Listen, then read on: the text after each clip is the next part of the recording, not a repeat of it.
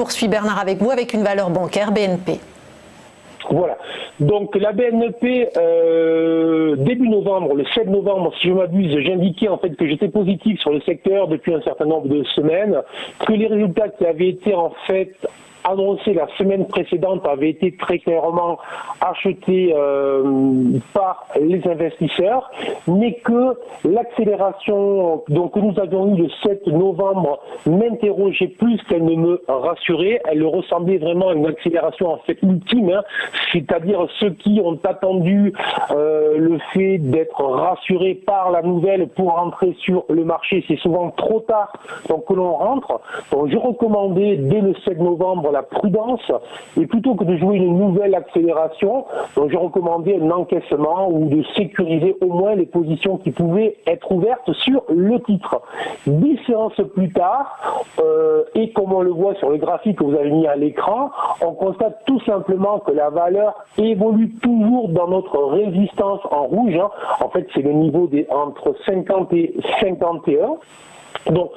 je reste ferme, je ne change pas d'avis, donc très clairement, je suis en mode prudence, mais du fait que la valeur ait été donc tenue, je regarde dans le même temps, vous savez qu'elle a mis ce matin, et qui était quand même donc tenue au sein de cette résistance et qu'elle latéralise sur un certain nombre de journées donc comme ça, je reste prudent, mais je vais commencer à regarder une éventuelle sortie au-dessus des 52, donc au-dessus de ce niveau résistance en rouge. Et si jamais c'était le cas, toujours la même chose